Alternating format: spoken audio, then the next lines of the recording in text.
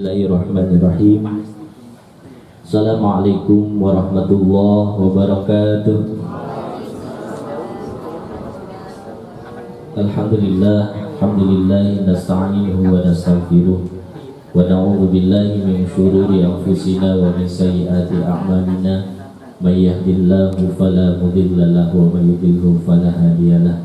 Asyhadu an la ilaha illallah wa asyhadu anna Muhammadan abduhu wa rasuluh. Allahumma shalli wa sallim wa barik ala sayyidina Muhammadin wa ala alihi wa sahbihi ajma'in. Qala rabbi shrah li sadri wa yassir li amri wahlul 'uqdatam min lisani yafqahu qawli. Ya hayyu ya qayyum ya Allah ya Fattah ya alimu alimna majahilna min hikmatika wa ja'alna min ibadika shalihin. Yang kami hormati dan kami muliakan segenap pimpinan senat Sekolah Tinggi Ilmu Tarbiyah Al-Khairiyah yang hadir pada siang hari ini, mudah-mudahan senantiasa dimuliakan oleh Allah Subhanahu wa taala. Amin. Yang kami hormati dan kami muliakan Ketua Sekolah Tinggi Ilmu Tarbiyah, yaitu Bapak Haji Ahmad Munji MPD, yang alhamdulillah sudah hadir di tengah-tengah kita. Mudah-mudahan beliau senantiasa diberikan kemuliaan dan ditambah-tambah kemuliaan oleh Allah Subhanahu wa taala. Amin. Waka 1, waka 2 dari Sekolah Tinggi Ilmu Tarbiyah Al-Khairiyah yang amat kami hormati dan kami muliakan, Bapak Ibu dosen di lingkungan Sekolah Tinggi Ilmu Tarbiyah Al-Khairiyah Cilegon, wabil khusus yang amat kami hormati dan kami muliakan pemateri kita pada siang hari ini, yaitu Bapak Profesor Dr. Haji Muhammad Abdul Mudhan, yang alhamdulillah sudah hadir di tengah-tengah kita. Mudah-mudahan beliau senantiasa diberikan kesehatan dan kemuliaan oleh Allah Subhanahu wa taala. Amin ya rabbal alamin. Bapak Ibu jamaah sekalian yang dirahmati Allah, puji syukur bagi kita sama-sama panjatkan kepada Allah Subhanahu wa taala, di mana pada siang hari ini atas limpahan rahmat dan karunia-Nya juga kasih sayangnya kita sama-sama dapat berkumpul di tempat yang insya Allah mudah-mudahan penuh berkah ini dalam acara pengajian rutin bulanan dosen dan pegawai di lingkungan Sekolah Tinggi Ilmu Tarbiyah Al-Khairiyah. Mudah-mudahan kehadiran kita di majlis yang sangat mulia ini dicatat sebagai amal ibadah oleh Allah Subhanahu wa taala. Amin. Salawat dan salam senantiasa tercurah limpahkan kepada junjungan kita Nabi besar Muhammad sallallahu alaihi wasallam, para keluarganya, para sahabatnya, dan tentunya kita sebagai umatnya. Para hadirin jamaah pengajian yang dirahmati Allah Subhanahu wa taala, pada kesempatan yang mulia ini izinkan saya Aan Qudratullah memandu jalannya acara pengajian sampai selesai. Insya Allah rangkaian acara pengajian pada siang hari ini, yang pertama pembukaan, mari kita sama-sama buka acara pengajian ini dengan membacakan lafaz basmalah. Bismillahirrahmanirrahim. Mudah-mudahan dengan pembacaan basmalah acara pengajian kita pada siang hari ini mendapatkan keberkahan dari Allah Subhanahu wa taala. Yang selanjutnya yaitu sambutan, yang insya Allah sambutan pada siang hari ini akan disampaikan langsung oleh yang terhormat Ketua Sekolah Tinggi Ilmu Tarbiyah Al-Khairiyah Cilegon, yang mulia Bapak Haji Ahmad Munji MPD. Dengan segala hormat dipersilahkan. Warahmatullahi wabarakatuh. Bismillahirrahmanirrahim. Alhamdulillahirabbil alamin. Wassalatu wassalamu ala asyrofil anbiya'i wal mursalin wa ala alihi washabihi ajmain. Rabbi shrah li sadri wa yassir li amri wahlul 'uqdatam min lisani yafqahu qawli. Pertama-tama kita panjatkan puji syukur kepada Allah Subhanahu wa taala. Alhamdulillah pada siang hari ini kita dapat bersilaturahmi, berkumpul di tempat yang mulia ini dalam kegiatan pengajian bulanan dosen, pegawai, guru-guru di kampus Al Citagil. Semoga kegiatan ini membawa keberkahan untuk kita semua. Salawat serta salam mari kita limpahkan kepada junjungan kita Nabi besar Muhammad SAW. Yang kami hormati, kami banggakan orang tua kita, Ketua Al-Hiliyah, Abah Profesor Dr. Haji Muhammad Abdul Muhtar. Selamat datang di kampus Al-Hiliyah Citangkil, Pak. Beliau asli orang Citangkil ya, dan beliau menjadi tokoh nasional Al-Hiliyah. Beliau juga pernah jadi rektor di UIN 9 kali jaga, dan beliau juga pernah menjabat sebagai pejabat di Kementerian Agama Pusat ya, dan beliau sekarang tinggal di Komplek Kemenang ya, di lingkungan UIN Butat. Saya pernah ke sana waktu ada COVID sini, COVID ya, dengan kawan-kawan dari. Kami doakan sehat terus, Pak. Terima kasih atas waktunya. Kita minta ini 2 bulan yang lalu. Kita kebagiannya ya sekarang ini pun waktunya cukup terbatas ya. Tapi alhamdulillah Abah berkenan memberikan waktunya, memberikan nanti support, motivasi kepada dosen-dosen muda, pegawai-pegawai dan guru-guru di lingkungan kampus Al-Hiliyah Citangkil. Dan kami sampaikan pada hari ini ada salam dari Pak Ketua Umum Khusus Al-Hiliyah.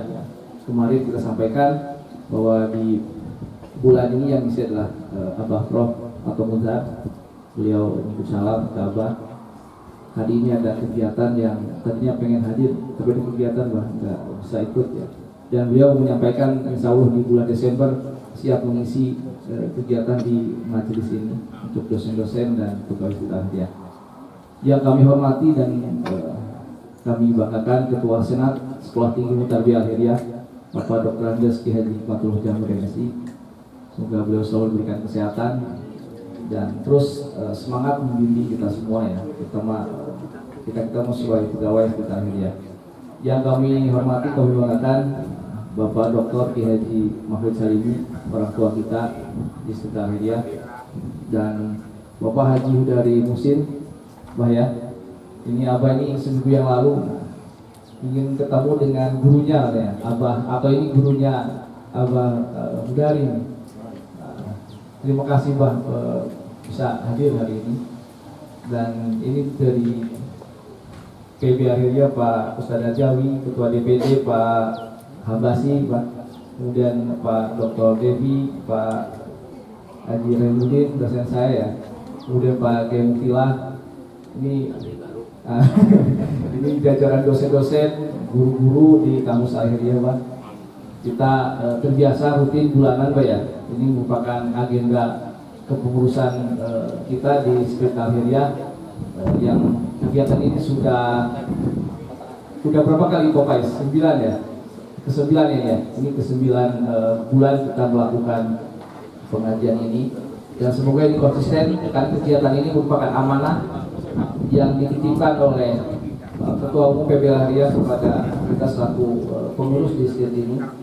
Kami memohon kepada Abah nanti untuk memberikan motivasi, semangat ya, supaya dosen-dosen kita ini nanti agar giroh lah dari Kesatuan Al-Hiliyah. Mau dibawa kemana nih Spirit Al-Hiliyah ini kan?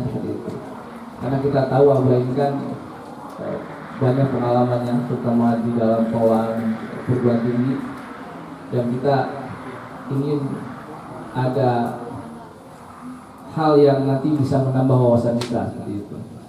Dan kita juga menyampaikan bahwa Spirit Al-Hiliyah ini ada 2 prodi, Pak ya, prodi PAI dan PIAUD. Di samping sebelah kiri sana itu ada Universitas Al-Hiliyah, ada 9 prodi di sana, dan kita sekarang lagi mengajukan 3 prodi, dan insya Allah semoga cepat terbit dan kita lanjutkan untuk menjadi institut yang juga nanti menjadi poin-poin untuk pemikiran kita lah gitu. Apalagi Abah dalam hal ini akan menyampaikan tema pendekatan interdisipliner dalam kajian Islam. Nah, kita selama ini konsisten Bah melakukan aktivitas kegiatan-kegiatan keislaman yang insya Allah ini on the track dengan Al-Hiryah, kita juga melakukan kegiatan-kegiatan pengabdian di masyarakat, kegiatan-kegiatan yang melibatkan dosen-dosen di masyarakat seperti itu. Semoga ini menjadi satu langkah-langkah yang akan menghadirkan bahwa Al-Hiryah ini dia betul-betul untuk memajukan umat dan bangsa seperti itu, terutama dalam wilayah-wilayah kreatif Islam. Mungkin itu yang bisa saya sampaikan. Terima kasih. Hasbunallahu wa ni'mal wakil, ni'mal mawla wa ni'mal nasir, la haula wa la quwwata illa billahil aliyyil azim. Assalamualaikum warahmatullahi wabarakatuh. Itu acara inti materi pada siang hari ini. Insyaallah materi akan disampaikan langsung oleh yang terhormat Bapak Profesor Dr. Haji Muhammad Abdul Muhtar dengan tema pendekatan interdisipliner dalam kajian Islam. Dengan segala hormat kami persilakan. Bismillahirrahmanirrahim. Assalamualaikum warahmatullahi wabarakatuh. Alhamdulillahi rabbil alamin. Wassalatu wassalamu ala asyrafil anbiya'i wal mursalin sayyidina Muhammadin wa ala alihi wa sahbihi ajma'in. Amma ba'd. Segala puji bagi Allah Subhanahu wa taala. Salawat dan salam kita doakan semoga selalu dilimpahkan kepada junjungan kita Nabi besar Muhammad sallallahu alaihi wasallam. Yang saya hormati Ketua Senat Sekolah Tinggi, yang saya hormati Ketua Sekolah Tinggi, yang saya hormati para dosen, para staf, para mahasiswa, para wabil khusus ini kami khusus Ustaz Kudari yang jauh-jauh dari Indonesia, Tegalwangi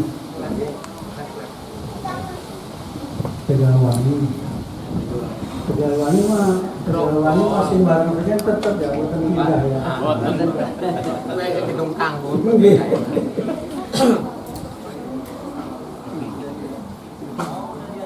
Izinkan saya memberitahukan juga bahwa judul saya hari ini adalah pendekatan interdisipliner dalam kajian Islam. Sebetulnya dulu saya tidak diberi judul, jadi saya diserahkan kepada saya judulnya apa, lalu saya pilih sendiri judulnya. Sebelum itu mungkin izinkan saya memperkenalkan diri karena saya ini termasuk outgoing generation, ya, generasi yang sudah mau pergi ya. Yang ada ini adalah generasi mungkin bukan generasi Z ya, tapi saya dulu sekolah di Al-Khairiyah ini Citanggil lama, Citanggil asli. Saya lahir di Citanggil tahun katanya ini 20 Oktober 1948. Saudara ada di mana Oktober? Saya masuk Ibtidaiyah Al-Khairiyah mungkin ya umur 6 tahun gitu, sore. Kemudian paginya SD 2 Krencen. Kemudian sampai kelas 5 Ibtidaiyah itu, kalau kelas 6 itu harus pagi di Citanggil. Sehingga saya kemudian kelas 6-nya itu ngambil di Kubang Sawit. Karena Al-Khairiyah Kubang Sawit itu ada kelas 6 sore pada waktu itu. Ustadz Khairuddin dulu yang ngajar di sana. Nah, sudah itu saya terus ke PGA di Serang 6 tahun. Sudah itu saya ke IAIN di Ciputat, mungkin 8 tahun mungkin ya.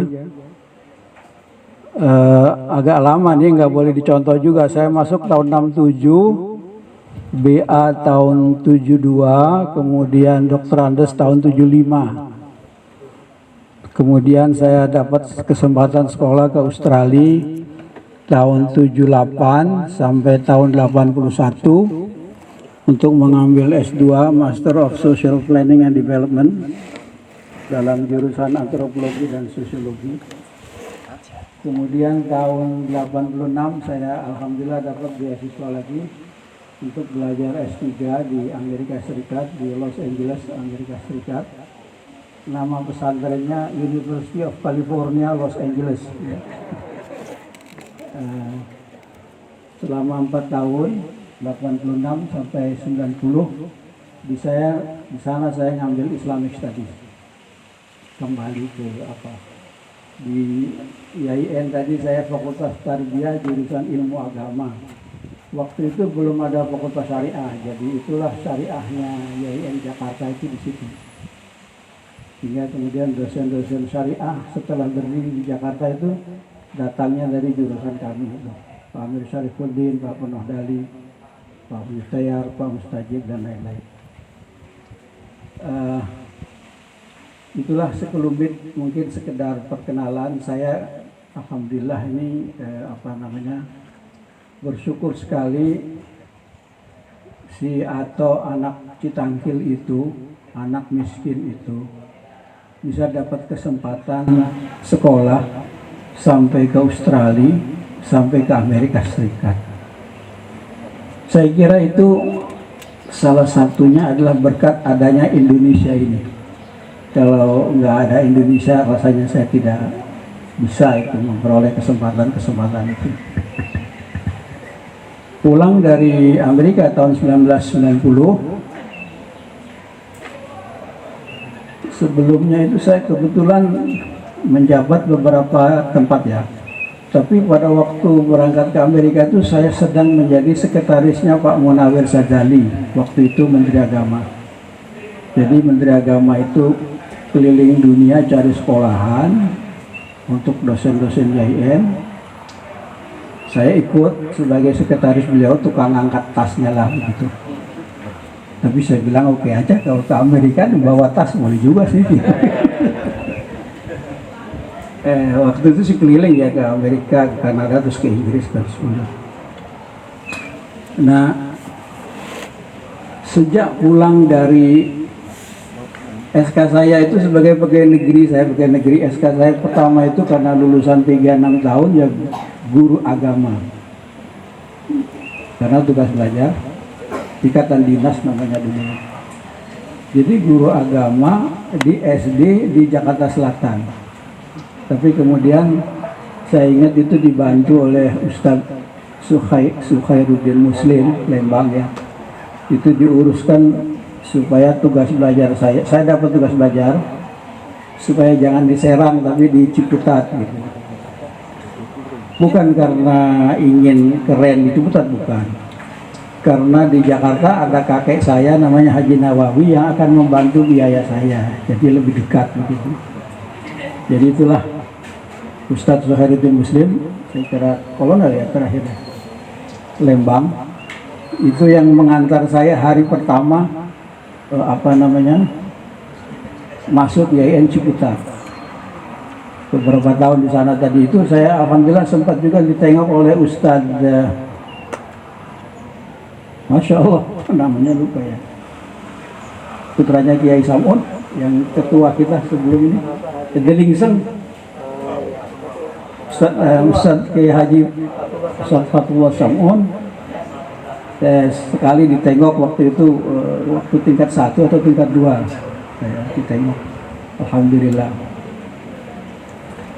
Jadi sampai hari ini saya kalau berdoa itu salah satunya ya bersyukur ya Allah, saya telah mendapat kesempatan pendidikan yang begitu banyak, dari ibtidaiyah SD sampai PGA sampai IAIN sampai ke Australia sampai ke Amerika Serikat.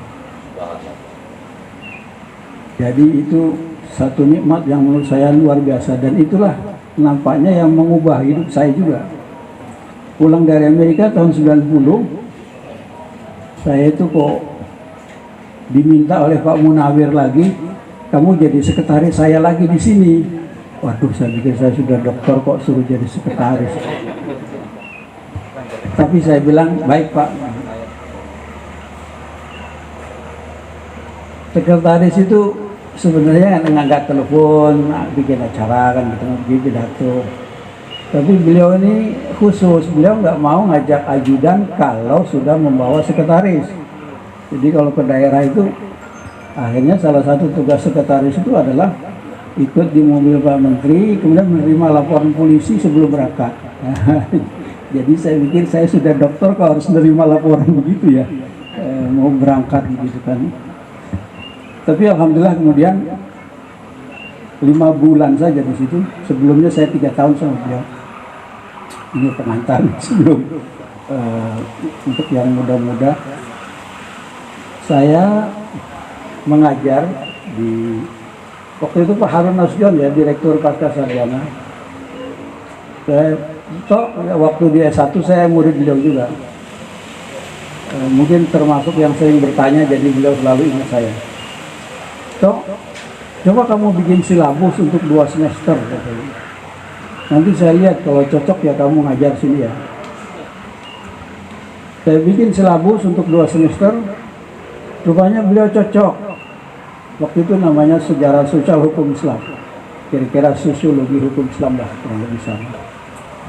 Lalu beliau, ya sudah kamu ngajar di sini. Ya belakangan saya ngajar di S1 juga dan seterusnya.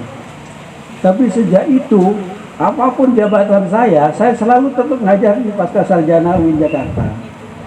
Saya jadi Direktur Pendidikan Agama Islam, ngurusin sekolah SD, SMP, SMA itu pendidikan agama dari 91-94. Saya jadi Direktur Perguruan Tinggi Agama Islam 94-96. Saya jadi Rektor tadi YIN Jogja.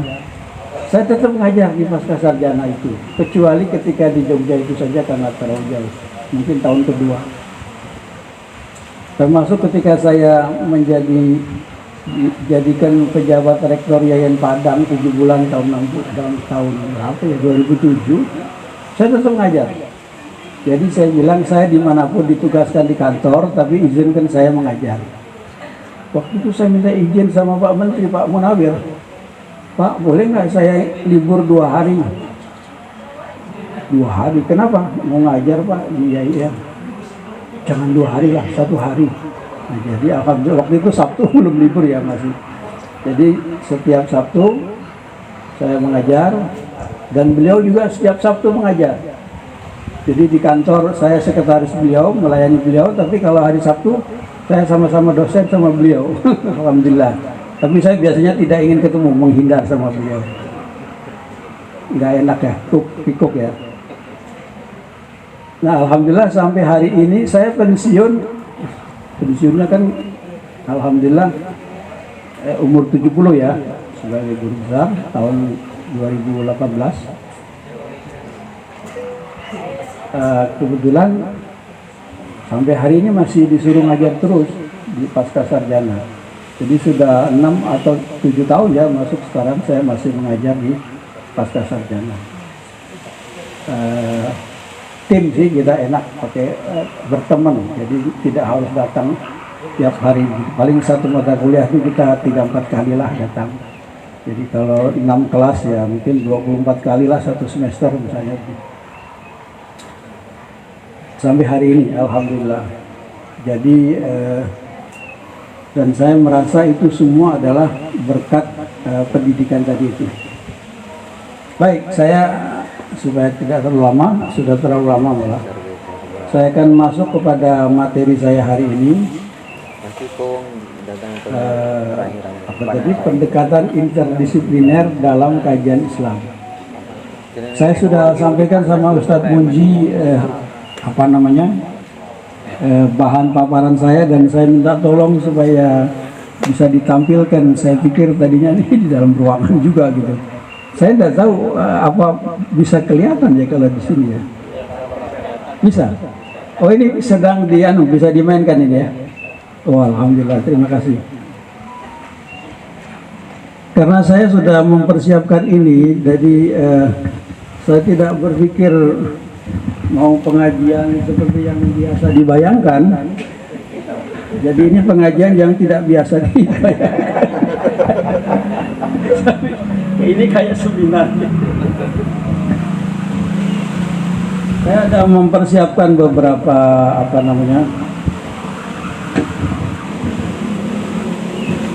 bahan paparan ini, jadi bisa kelihatan ya? Alhamdulillah. Itu yang ada di situ apa sekarang? Oh, judul ya. Saya sendiri nggak kelihatan loh dari sini. Mungkin mata saya yang sudah.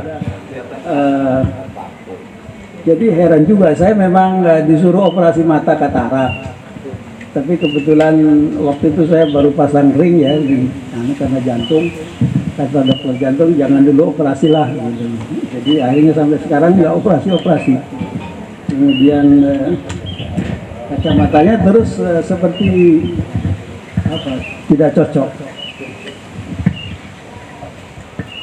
Dalam bahasa Inggris approaches ini pendekatan ini dibilang approaches, jadi pendekatan kepada. Mungkin dalam bahasa Arab nggak tahu ya, muqarabat barangkali ya. Bisa juga muqaddimah ya. Yang saya maksud dengan pendekatan adalah penggunaan suatu disiplin ilmu. Disiplin ilmu itu bisa antropologi, sosiologi, ilmu pendidikan, ilmu astronomi, ilmu biologi, itu disiplin ilmu namanya. Jadi penggunaan suatu disiplin ilmu atau suatu teori dari suatu disiplin ilmu, misalnya teori konflik, teori integrasi, itu adalah teori-teori dalam disiplin ilmu sosiologi misalnya,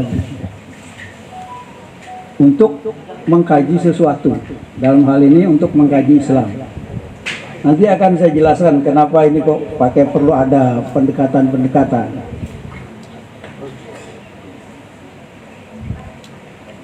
Itu halaman 2-nya kayaknya ada yang kosong ya. Kita lewat saja itu, kemudian kita langsung kepada pembidangan ilmu. Jadi interdisipliner itu, misalnya kita mengkaji tafsir. Tafsir itu ya biasalah, tentu ilmu intinya adalah bahasa Arab, tentu asbabun nuzul, tentu dan sebagainya. Tapi sekarang diargumenkan bahwa selain ilmu-ilmu itu masih diperlukan ilmu-ilmu lain lagi juga untuk dapat memahami ayat Al-Quran dengan lebih sempurna. Mungkin kita sudah paham ayat itu selama ini, tapi pemahaman kita rasanya belum sempurna. Memang ada juga sih perdebatan.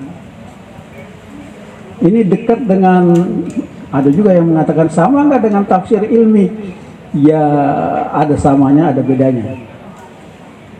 Karena tafsir ilmi juga ada perdebatan juga, begitu, kontroversi lah. Jadi penggunaan pendekatan interdisipliner itu adalah penggunaan disiplin ilmu lain selain ilmu yang sedang dikajinya itu, ilmu tafsir. Dia menggunakan ilmu lain selain ilmu tafsir untuk memperkaya kajian ilmu tafsir. Itu intinya di situ. Nah, mungkin perlu diterangkan dulu sedikit. Kalau begitu disiplin ilmu itu ada berapa? Disiplin ilmu itu banyak sekali dan terus berkembang. Tetapi rumpun ilmu itu ada beberapa cara membaginya. Biasanya kita sebagian orang membagi, mungkin ini di slide berikutnya ya. Ada rumpun ilmu agama, ada rumpun ilmu umum, kan gitu kan? Kamu belajar apa? Belajar ilmu agama, oke. Kalau masuk SMP ya ilmu umum, gitulah. Gampangnya kan gitu.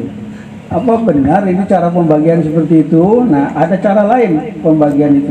Dalam Undang-Undang Nomor 12 Tahun 2012 tentang pendidikan tinggi, ilmu itu dibagi 6. 1, ilmu keagamaan yang kita kenal. 2, ilmu-ilmu budaya. 3, ilmu-ilmu sosial.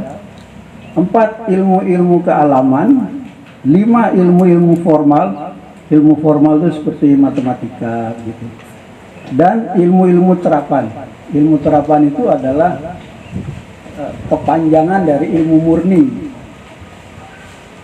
Jadi kalau ilmu murni itu misalnya teori mengenai pesawat terbang itu gimana bisa terbang, kalau ilmu terapan kira-kira bagaimana suatu logam itu bisa sesuai dengan ilmu murni tadi, mengikuti ilmu murni tadi.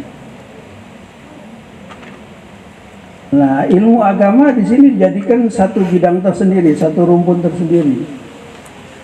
Ya, saya menghormati keputusan ini, undang-undang ini, tapi saya kira ini lebih bersifat politik ya, dan ini kesepakatan politik. Menurut UNESCO itu United Nations Economic, Social and Cultural Organizations, Badan Pendidikan, Ekonomi dan Sosial PBB. Ilmu terdiri atas 3 macam saja, yaitu rumpun ilmu-ilmu kealaman, natural sciences, 2 rumpun ilmu budaya, cultural sciences, dan 3 rumpun ilmu sosial, social sciences. Saya selalu mencoba mengatakan bukan ilmu budaya, tapi ilmu-ilmu budaya, karena di dalam ilmu budaya itu banyak sekali ilmunya, juga ilmu sosial. Nah, kalau dia datang dari suatu rumpun disiplin ilmu menggunakan disiplin ilmu lain, baik dari rumpun itu maupun dari 2 rumpun lainnya, itu namanya interdisipliner atau intradisipliner bahkan. Kalau yang digunakan itu lebih dari 1 disiplin ilmu, 2 atau lebih, maka itu disebut multidisipliner. Gitu. Kalau dia datang dari rumpun ilmu yang berbeda, misalnya ilmu tafsir. Ilmu tafsir itu kategorinya dari segi metodologi wahyunya ayat Al-Quran, tapi ilmu tafsirnya kategori ilmu budaya. Sehingga kalau penelitian ilmu budaya, kalau dari disiplin ilmu budaya menggunakan disiplin ilmu kealaman sebagai ilmu bantu dan disiplin ilmu sosial lintas rumpun, maka itu namanya transdisipliner. Begitu pemahaman saya. Tapi itu untuk memperumit saja. Karena yang penting itu apakah ada disiplin ilmu lain digunakan di dalam kajian itu. Itu yang penting. Mau dari mana kayak datangnya silahkan.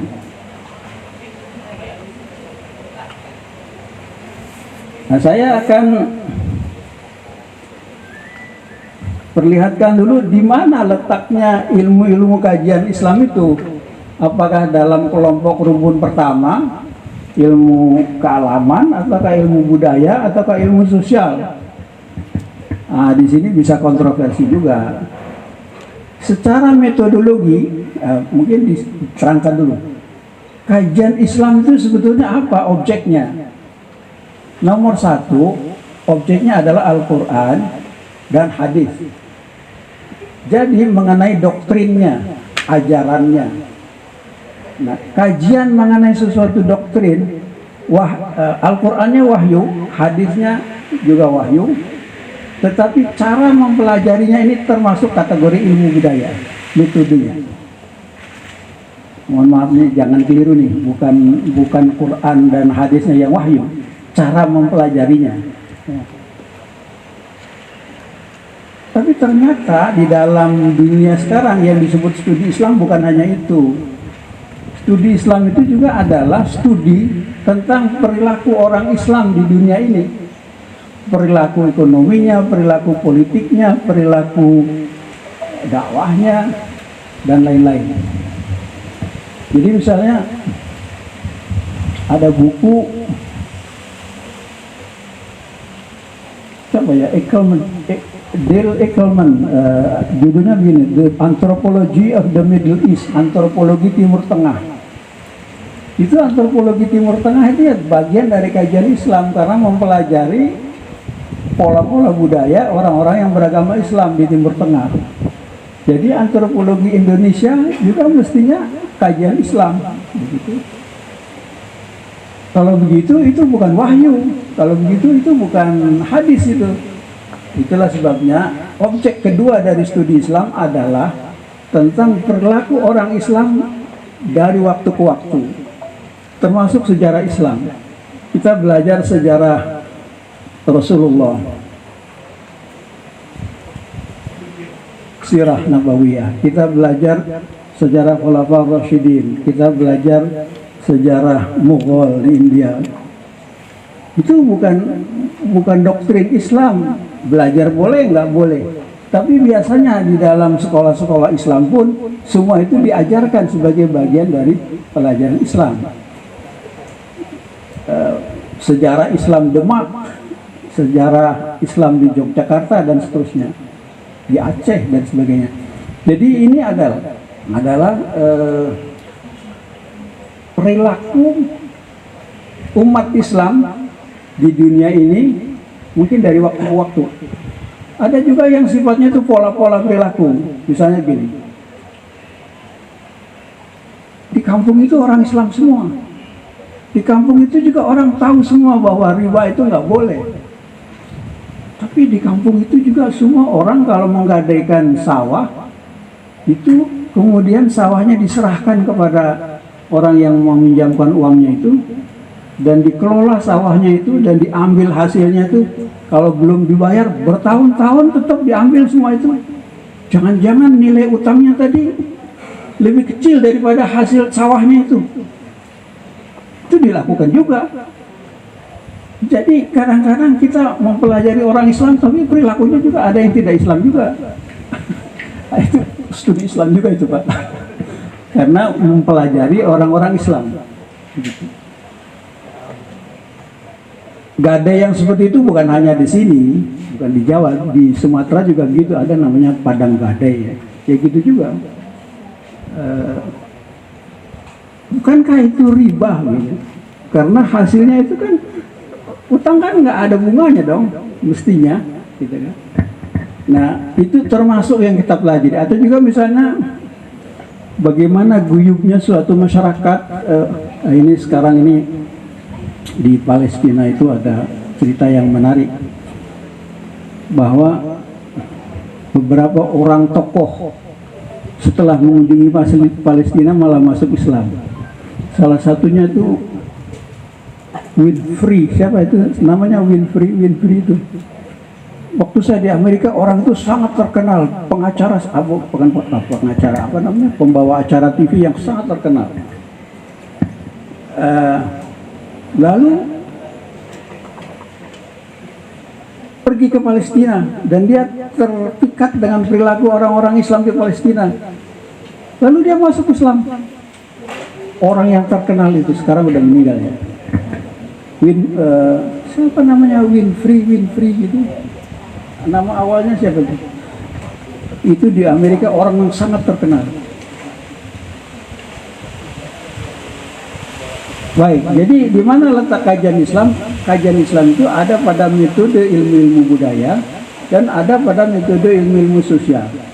Pertanyaannya, apakah ada juga dalam metode ilmu-ilmu kealaman? Nah, baik, kita lanjutkan. Kajian tafsir yang menggunakan ilmu yang biasa, bahasa Arab dan lain-lain, itu saya sebut dengan kajian konvensional, pendekatan konvensional. Konvensional itu bukan tradisional, ya lain. Senjata itu ada konvensional, ada senjata modern. Jadi itu bukan outdated, tapi biasa saja, cuman dulu tidak dipakai. Kalau non konvensional itu adalah kajian dengan pendekatan baru, misalnya antropologi, sosiologi, psikologi, politik dan sebagainya. Apakah dibuang yang konvensional? Tidak. Yang non konvensional ini untuk melengkapi yang konvensional. Jadi yang kajian tafsir tetap saja seperti yang biasa, sabab nuzul dan sebagainya, tapi kemudian dilengkapi dengan ilmu-ilmu baru sekarang. Saya akan berikan beberapa contoh.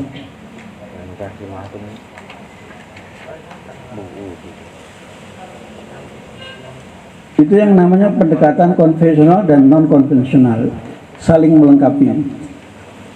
Contoh pertama ya, ada masalah, bisa yang pertama udah tampil. Saya bacakan saja. Masalah penyelamatan badan Fir'aun. Fal yauma nunajjika bi badanika. Begitu dalam surat Yunus ya.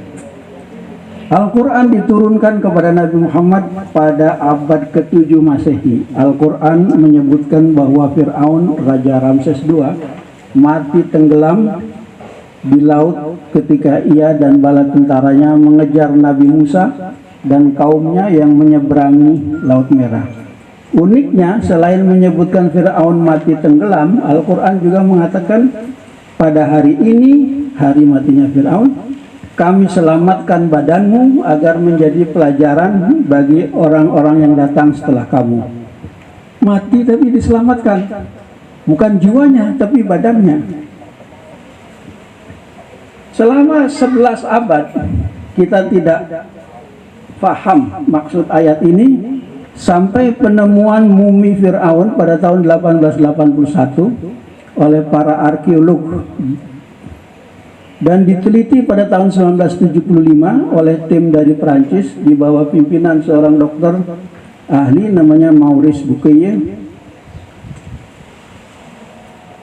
yang menemukan banyaknya sisa-sisa garam di dalam mumi Fir'aun itu, yang menunjukkan bahwa pemilik tubuh itu, tim pemilik mumi itu memang matinya tenggelam di laut. Maurice Bucaille sendiri kemudian masuk Islam karena takjub atas kebenaran Al-Quran, dan kemudian beliau menulis buku berjudul Bible, the Quran and Science, mungkin kebalik, Quran, Bible and Science. Jadi dengan bantuan arkeologi dan kedokteran ahli bedah, kita baru memahami kebenaran ayat Al-Quran surat Yunus ayat 92 itu. Ketika Al-Quran turun, kita tidak tahu mumi itu ada di mana. Ada di piramid pun kita nggak tahu. Baru tahun 1881 ditemukan mumi Raja Ramses II itu, Fir'aun pada zaman Nabi Musa. Dan kemudian baru diteliti tahun 75. Dan memang badannya diselamatkan. Jadi kita baru paham mengenai itu. Setelah berapa abad itu? 12 abad kemudian. Jadi dengan bantuan ilmu kedokteran forensik dan ilmu mumi, ilmu arkeologi, kita lebih memahami ayat Al-Quran ini. Lengkapnya begini, surat Yunus ayat 92 ya. A'udzubillahi minasyaitonirrajim. Bismillahirrahmanirrahim. Wajawazna bi bani Israil al-bahra fa'atba'ahum fir'aun wa junuduhu baghyan wa adwa.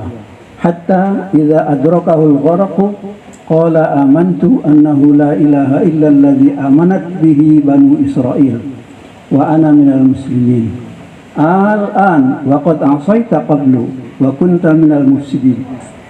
Fal yawma nunajjika bi badanika litakuna liman khalfaka ayah wa inna katsiran minan nasi an ayatina laghafilun. Jadi kita baru paham, kalau lebih tepatnya kita baru lebih paham mengenai fal yauma nunajjika bi badanika itu setelah ditemukannya mumi Fir'aun tadi itu. Tetapi Nabi Muhammad telah melalui ayat tadi itu mendapat wahyu melalui ayat tadi itu bahwa Tuhan menyelamatkan badannya. Itu dikatakan pada abad ke-7. Muminya sendiri baru ditemukan abad ke-19. Masya Allah. Maurice Bucaille, nama dokter bedah dari Perancis itu, kemudian diundang ke Indonesia oleh Pak Munawir Sazali sebagai Menteri Agama, karena bukunya kemudian dari bahasa Inggris atau Perancis di-Indonesiakan oleh Profesor Muhammad Rashidi dan diterjemahkan ke dalam bahasa Indonesia.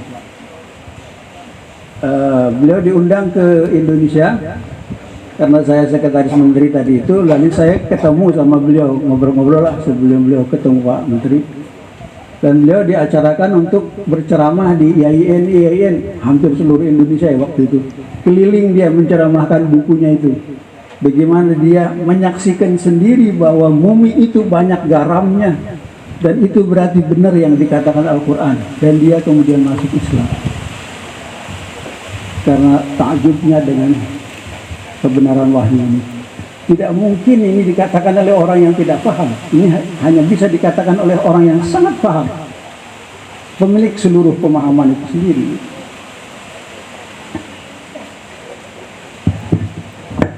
Contoh yang kedua,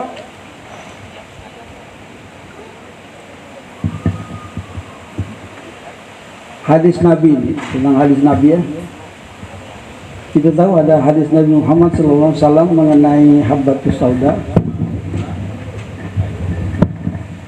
An Aisyah annaha sami'at an-nabiy sallallahu alaihi wasallam yaqul inna hadhil habba as-sauda shifaa'un min kulli da'in illa minas sam.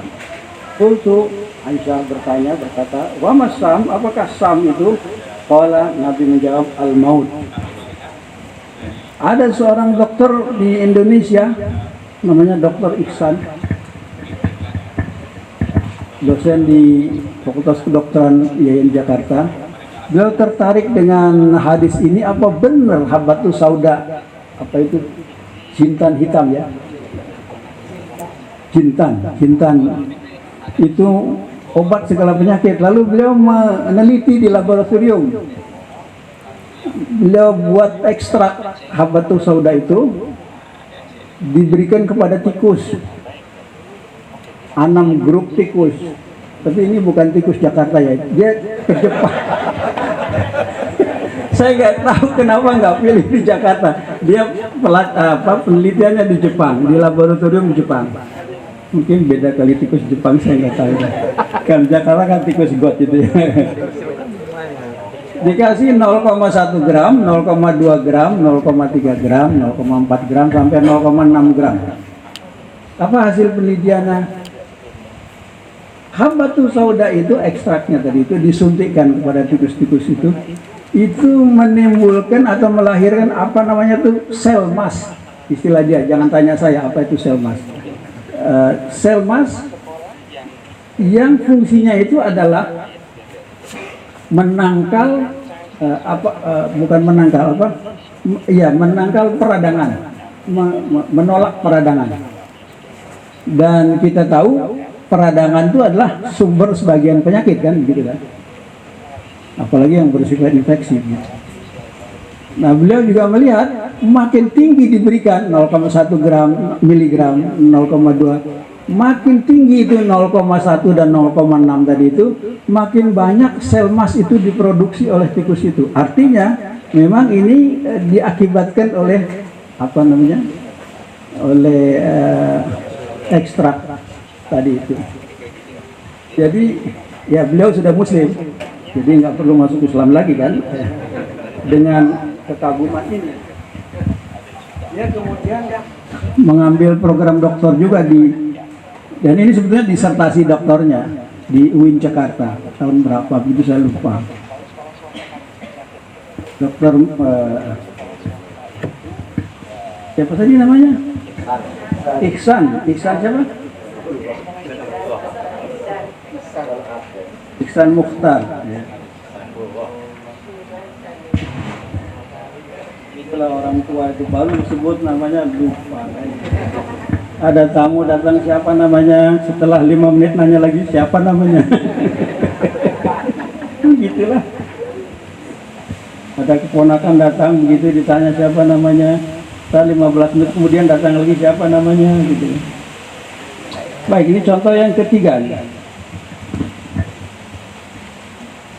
Jadi kita lebih dapat memahami hadis tadi itu setelah kita paham sedikit mengenai ilmu farmasi.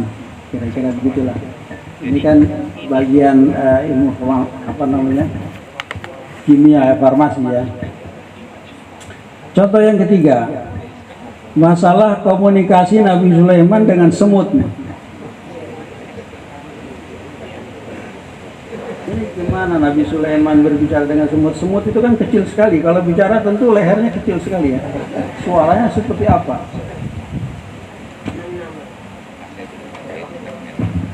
Qala Allah Ta'ala, A'udzubillahi minasyaitonir rajim, hatta idza atau ala wadin namli qalat namlatun ya ayyuhan namlu udkhulu masakinakum la yahtimannakum Sulaimanu wa junuduhu wa hum la yash'urun.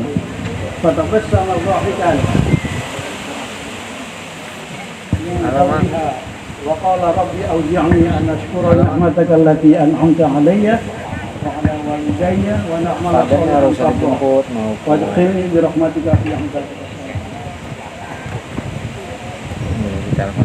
Dalam Al-Quran yang saya kutipkan tadi surat An-Naml semut ayat 18-19 disebutkan bahwa ketika Nabi itu Raja Sulaiman dan bala tentaranya sampai di suatu wadi, semut, mungkin Raja Semut, menyeru kepada kawan-kawannya sesama semut agar segera masuk ke lubangnya masing-masing agar tidak terinjak oleh Sulaiman dan bala bantu tentaranya. Mendengar atau mengetahui hal itu, Nabi Sulaiman tersenyum lalu berdoa dan seterusnya. Rabbi auzi'ni tadi itu. Bagaimana itu bisa terjadi komunikasi itu? Ya, jawaban yang paling mudah sebagai orang yang beriman adalah ya mukjizat itulah dari Allah kepada Nabi Sulaiman untuk memahami bahasa semut.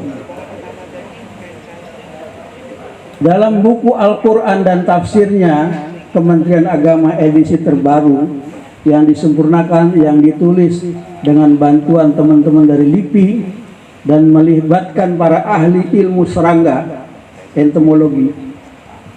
Jadi ada disiplin ilmu yang mempelajari khusus serangga-serangga, nyamuk, semut gitu, lebah. Kayaknya ahli nyamuk itu kok enggak begitu ya. Tapi itu disiplin ilmu, namanya entomologi. Saya ingat terus ini bidang ilmu karena ketika di Australia dulu, kawan saya di lantai 3, saya lantai 2 dari Thailand. Kamu belajar apa di sini? Entomologi. Apa sih entomologi itu? Itu loh, nyamuk, semut, yang kecil-kecil gitu. Jadi bagi saya nggak penting waktu itu ya.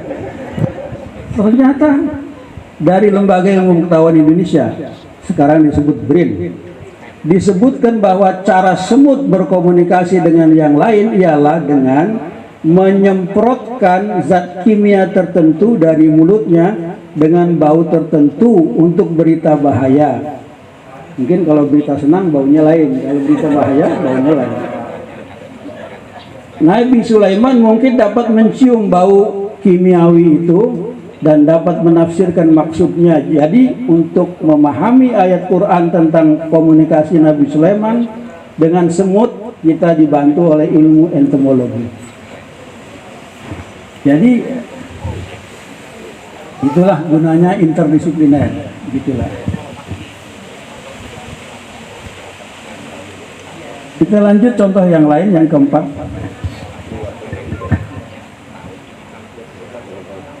Kita berhenti asar. Asarnya jam berapa? Jam 3. Pokoknya kalau asar kita berhenti aja ya. Selesai nggak selesai, selesaikan sendiri, nanti ini dibaca. Bisa karena ini tinggal contoh-contoh aja. Silakan kalau mau digandakan silakan ya. Masalah pergerakan matahari dan bulan, ini biasalah ini. Dalam Al-Quran surat Yasin, wasyamsu tajri li mustaqarrin laha, dan seterusnya. Demikianlah ketetapan Allah yang maha perkasa lagi maha ayat, masih ayat terjemahan ayat. Matahari dan bulan tidak akan saling mendahului, ini masih terjemahan ayat. Kita baru dapat memahami ayat-ayat tersebut dengan lebih baik setelah munculnya teori heliosentris oleh Nicolaus Copernicus pada tahun 1543 yang mengatakan bahwa matahari hanya berputar pada sumbunya, tidak mengelilingi bumi seperti dalam teori geosentris. Tetapi planet-planet yang mengelilingi matahari yasbahun sesuai garis edarnya. Ini ada sedikit koreksi juga, matahari itu bukan hanya berputar pada sumbunya. Temuan akhir adalah matahari itu juga berjalan menurut garis edarnya mengelilingi galaksi. Hanya saja satu kali putaran matahari itu pada galaksi itu 240 juta tahun. Padahal itu kalau bumi satu kali putaran kan 1 tahun kan. 365 hari. 1 tahun tuh beda-beda loh. Jadi kalau Quran mengatakan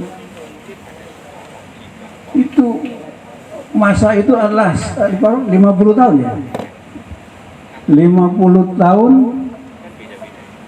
5.000 tahun ya. 5.000 tahun mimma ta'udun kan gitu kan. Itu nanti bisa dijelaskan dari planet-planet ini.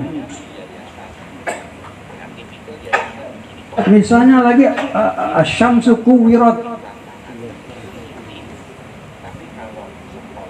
matahari akan digulung, tikar apa ya, digulung gitu. Ini teori yang terbaru mengatakan dari Edwin Hubble, saya kira ada 2 hal yang penting, bahwa matahari itu sekarang umurnya kira-kira 4,6 miliar tahun. Dan insya Allah dengan bahan bakar yang ada, matahari ini katanya akan bertahan sampai 5 miliar tahun lagi. Jadi kita masih aman lah. Kita paling 100 tahun lagi nggak nyampe kan. Nah, ketika akan mendekati masa bahan bakarnya itu hidrogen ya, bukan bensin yang dioplos itu. Kalau bahan bakunya hidrogen itu akan habis 5 miliar tahun yang akan datang, matahari itu akan membesar dan memerah dan akan memanas, lebih panas dari biasanya. Di permukaan matahari itu panasnya antara 4.500 sampai 5.000 derajat Celcius. Kita berapa sih? 30 aja udah kipas-kipas.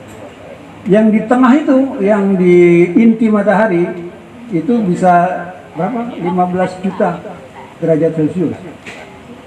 Ketika dia panas sekali itu, kita tahu kan bulan itu kan mempengaruhi permukaan laut kan, karena gravitasinya, maka ada rob, ada surut kan. Kalau mau cari kepiting, kapan kita harus tahu tuh. Tanggal berapa tuh? Tanggal 30. Nah, tapi rob di sini dan rob di sana itu beda-beda ya. Nah, ketika itu panas begitu, maka Merkuri, planet pertama yang terdekat, yang kalau berkeliling matahari itu hanya dalam 225 hari, akan tersedot ke matahari. Juga planet kedua, Venus, akan tersedot ke matahari. Ada kemungkinan bumi juga kesedot, katanya. Tapi yang jelas itu gravitasinya itu begitu kuatnya sehingga laut itu kan lautnya memanas kan, meluap gitu, dan gunung-gunung berterbangan kan, ataupun jibalu ka'ihul manfush. Itu bisa terjadi ketika bumi juga bisa tertelan oleh matahari, tersedot. Karena apa?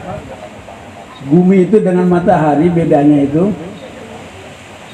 bumi itu 1/1.300.000-nya. Jadi kalau bumi itu digandeng 1.390 sekian ribu, jadikan satu tuh baru satu matahari. Jadi kalau bumi ke sana kesedot, itu jadi debu tuh. Kita ini apa nih? Lebih kecil dari debu itu kita ini, gitu kan? Nah, jadi yang kedua, temuan dari Edwin Hubble ini, bahwa jadi matahari itu akan berakhir. Dan kalau matahari berakhir, itu semua kehidupan di dunia ini, di bumi ini berakhir. Di semua Pluto itu berakhir. Jadi argumen hari kiamat itu nggak sulit. Saya dulu baca bukunya Profesor Rosidi ya, filsafat agama itu argumen kiamat itu kalau air terjun sampai waktunya akan penuh dan sebagainya. Ini lebih cesplang ini argumen ini. Ketika matahari memanas luar biasa, maka bumi itu tidak ada lagi kehidupan, karena di sini akan ada sekitar 300 derajat Celcius di bumi ini. Semua pohon-pohon mati. Mungkin kita juga ya, sebelum itu atau sesudah itu semua mati, tidak ada lagi kehidupan, air laut itu mendidih karena gravitasi tadi itu, bintang-bintang itu pada bertabrakan. Boleh jadi gunung-gunung itu tersedot oleh gravitasi matahari tadi itu, lepas dari bumi berterbangan. Kalau Lauhul Mahfuz itu mungkin saja, kata Edwin Hubble ini. Tapi yang penting bagi dia adalah matahari digulung, itu syamsu kuwirat, ketika wa idzal biharu sujirat, dan dipanaskan, itu tadi itu gravitasi itu. Jadi berguna juga ini. Di sini ada ahli falak kan yang suka ngitung-ngitung apa itu? Mana? M.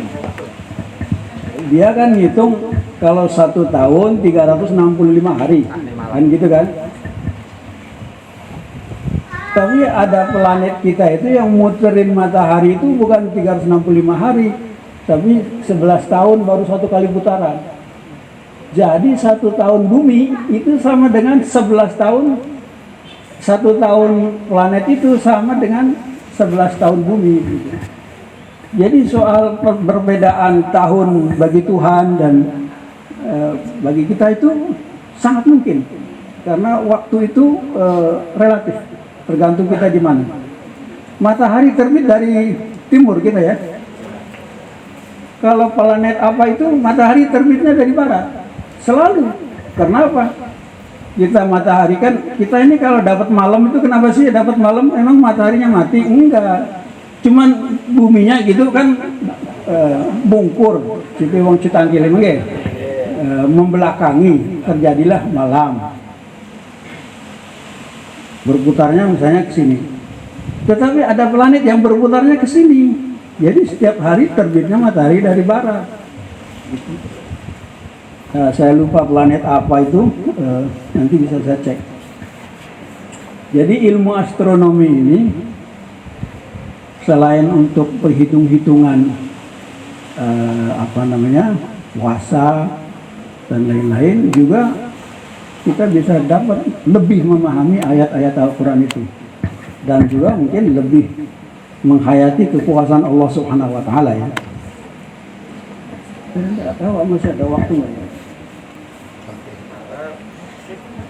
Oke, satu lagi, ini contoh yang kelima.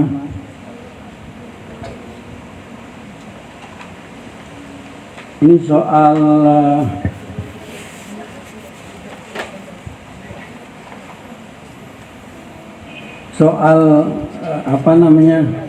kejadian manusia di dalam kandungan.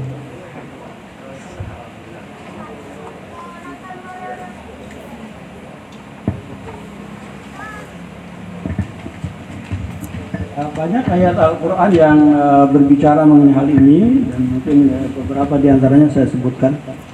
A'udzubillahi minasyaitonirrajim. Bismillahirrahmanirrahim. Walaqad khalaqnal insana min sulalatin min tin, thumma ja'alnahu nutfatan fi qararin makin. Thumma khalaqna an-nutfata 'alaqatan fa khalaqna al-'alaqata mudghatan fa khalaqna al-mudghata 'idhaman fa kasawna al-'idhama lahma. ثم أنشأناه خلقا آخر fatabarakallahu ahsanul khaliqin. Surat Al-Mu'minun ayat 13 dan 14. Dalam ayat lain Allah berfirman, yakhluqukum, saya potong saja, fi butuni ummahatikum khalqan min ba'di khalqin fi dhulumatin salas. Ini soal 38. Dalam ayat lain Allah berfirman, ya ayyuhan nas in kuntum fi raibin minal ba'tsi fa inna khalaqnakum min turabin thumma min nutfatin thumma min 'alaqatin thumma min mudghatin mukhallaqatin wa ghairi mukhallaqah linubayyana lakum wa nuqirru fil arhami ma nasha' ila ajalin musamma thumma nukhrijukum tifla thumma litablughu ashuddakum ila akhir ayat. Di dalam ayat-ayat tersebut tahapan-tahapan itu mirip sekali dengan kata para ahli kebidanan dan kedokteran, mirip sekali dengan penjelasan ilmu kedokteran dan kebidanan modern, gitu. Dari nutfah menjadi alaqah. Alaqah itu sesuatu yang tergantung, bisa juga artinya lintah. Jadi lintah itu nempel di dinding rahim dan minum, makanya menjedot darah ibunya di situ, rahim ibunya itu lintah, alaqah. Kemudian mudghah sering diterjemahkan segumpal daging. Saya ada sedikit koreksi di situ, belum segumpal daging, tapi yang benar kata Dr. Junalis Udin yang ketua YAPSI dulu ya, bukan, itu bukan segumpal daging, sebentuk jaringan, nah gitu, jaringan dulu, kemudian baru yang selanjutnya seperti yang dikatakan tadi itu. Jadi beliau hanya keberatan menerjemahkan mudghah saja. Kalau yang lainnya beliau tidak keberatan. Nah, tahapan-tahapan itu mirip sekali. Kebidanan biasanya ngitungnya pakai minggu ya. 1 minggu, 2 minggu, sampai 40 minggu. Kemudian jadi tahapan ketika ditiupkan roh kepada anak itu kurang lebih, kalau di situ dalam hadis kan 120 hari, 40. Kalau dalam ilmu kebidanan mungkin itu minggu ke-14 begitu. Nah, tapi mirip sekali. Jadi ada dokter, saya tidak bisa menyebut namanya, yang kemudian masuk Islam di luar negeri karena dia kagum dengan pernyataan ini. Kok bisa ya?